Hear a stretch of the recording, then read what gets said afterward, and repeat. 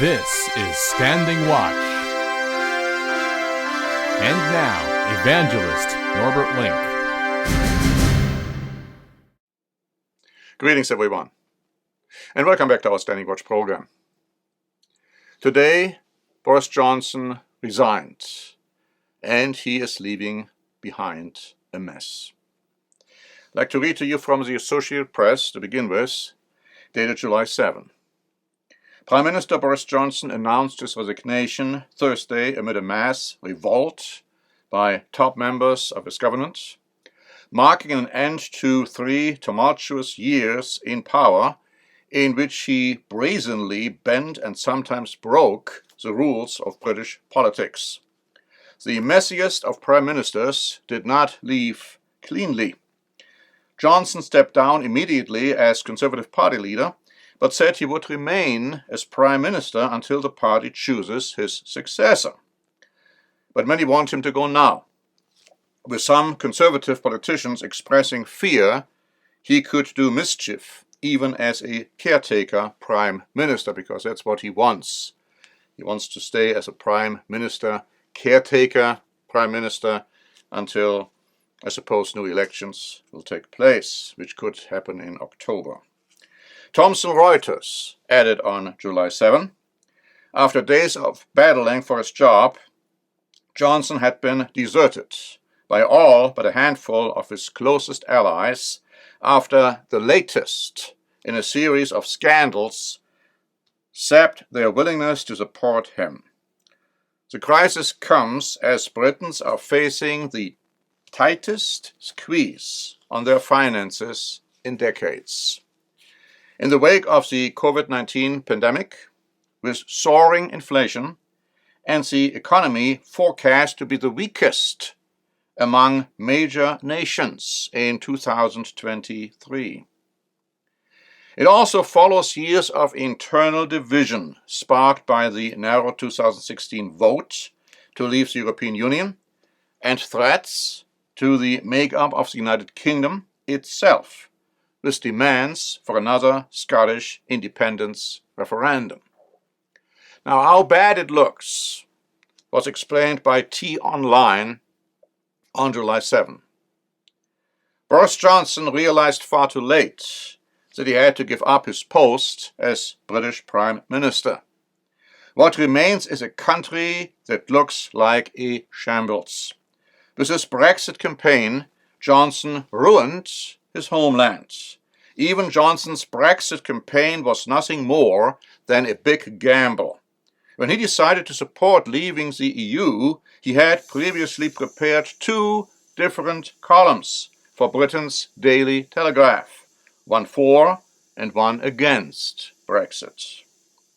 Johnson's daring course may have spelled the end of the UK in the long run. What remains is a country that is tottering into a more than uncomfortable future.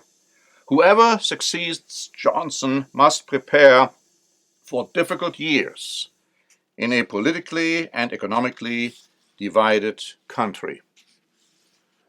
But Johnson didn't leave without a bang. To me, a spectacular bang, because I'm looking at this in the light of biblical prophecy. Israel 365 News wrote on July 4, before he made the announcement that he was resigning. Boris Johnson has always been controversial, but he raised the volume last week when he suggested that the best way to unite Europe was by recreating the Roman Empire. His vision of the Roman Empire in the 21st century is based on a partnership that included Turkey and the North African states. At the NATO summit in Madrid last month, he told reporters that this would be based on the Mare Nostrum, the Latin term for the Mediterranean Sea. It is interesting to note that 19th century Italian nationalist fascists used the term to describe Italy as the successor state to the Roman Empire. The term was again taken up by Benito Mussolini for use in fascist propaganda. A little later, the article says, Britain was part of the Roman Empire for almost 400 years, after the Britons were conquered by Julius Caesar in 54 BCE. Roman goddess Britannia became the female personification of Britain. Germany saw itself as the inheritor of the title of the Roman Empire. The Nazis referred to themselves as the Third Reich, as the presumed successor of the medieval and early modern Holy Roman Empire of 800 to 1806, the First Reich, and the German Empire of 1871 to 1918, the Second Reich. If you ever wondered why Germany was called the Third Reich under the Nazis, here you have the explanation.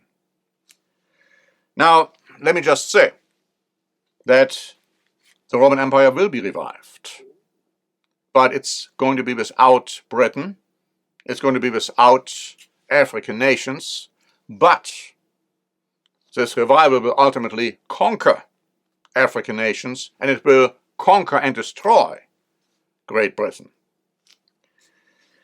In this light, Express wrote on July 1 that Boris Johnson's pledge to increase defense spending falls far short of what is needed if the Ukraine war spills over to other European countries and escalates into a third world war.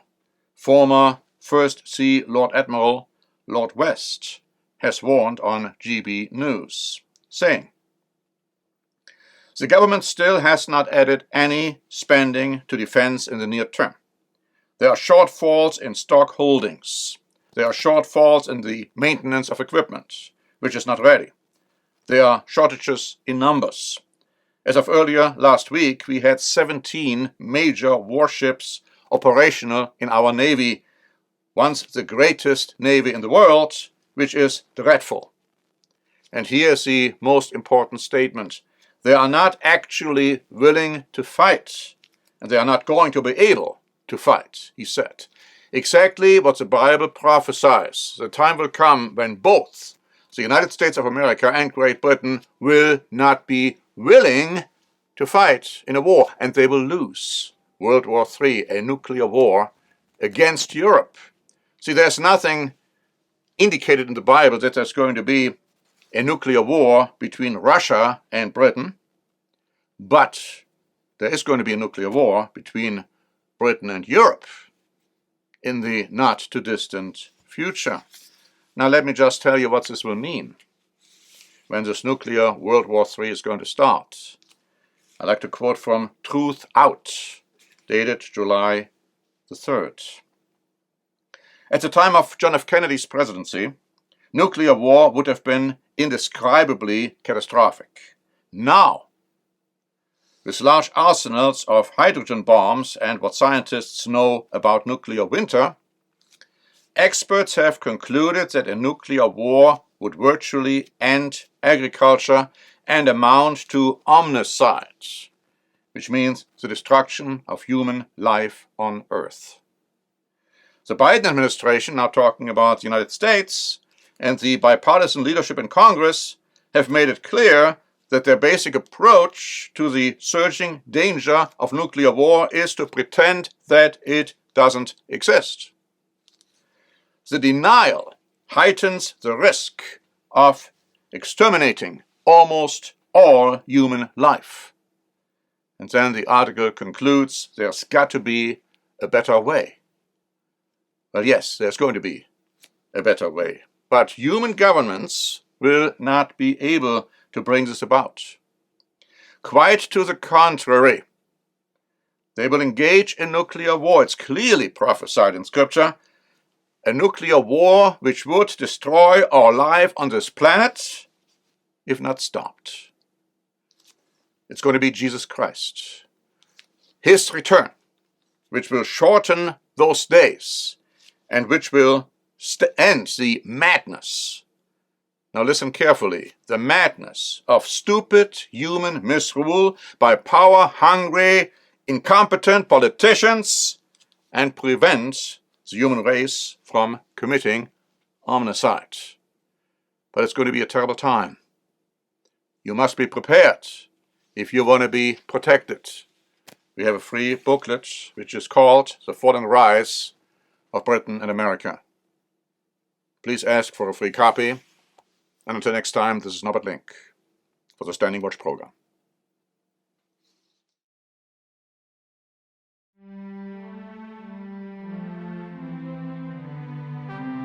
Standing Watch is a presentation by The Church of the Eternal God, P.O. Box 270519, San Diego, California 92198.